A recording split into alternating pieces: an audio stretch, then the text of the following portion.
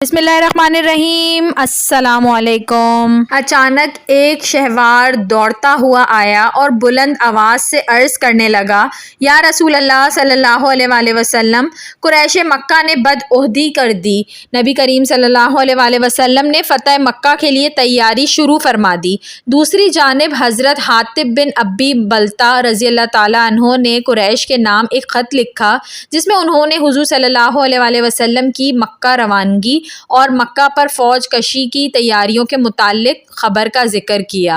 हातिब रज़ियल्लाहु ताला अन्हो ने वो ख़त एक औरत को दिया और उसको कुछ माल दिया कि वो ये ख़त कुरैश मक्का तक पहुँचा दे। चुनांचा उस औरत ने वो ख़त अपने सर के बालों में छुपा कर ऊपर से जूड़ा कर लिया और फ़ौरी तौर पर मक्के के लिए रवाना हुई। हातिब रज़ियल्लाहु ताला अन्हो के इस अमल की ख़बर वही आसमानी के ज़रिए पहुँच गई तो हुज़ूर अक़दस सल्लल्लाहु अलैहि वसल्लम ने हज़रत अली बिन अबी तालिब रज़ियल्लाहु ताला अन्हो और हज़रत मिक़दाद रज़ियल्लाहु ताला अन्हो या हज़रत जुबैर बिन अव्वाम रज़ियल्लाहु ताला अन्हो को गिरफ़्तारी के लिए भेजा और फरमाया, इस औरत को गिरफ़्तार करो। हातिब रज़ियल्लाहु ताला अन्हो ने उस औरत के हाथ कुरैश मक्का को ख़त लिखा है, जिसमें उसने हमारी तैयारी वग़ैरह के मुतालिक उनको होशियार किया है।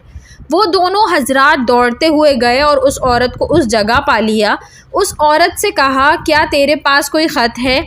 उसने घबराते हुए कहा, नहीं, मेरे पास तो कोई ख़त नहीं है। इन दोनों ने उस औरत के सामान की तलाशी ली मगर कुछ न मिला।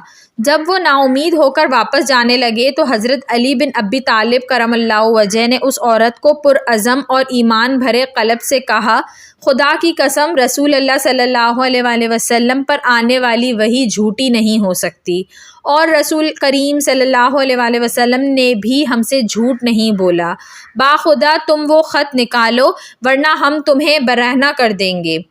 जब उस औरत ने मामला की संगीनी और उनके चेहरे पर आसार संजीदगी देखी तो कहने लगी, जरा चेहरा फेरो। आप रज़ियल्लाहु ताला अन्हो ने उससे मुंह फेरा तो उसने अपने सर के बालों से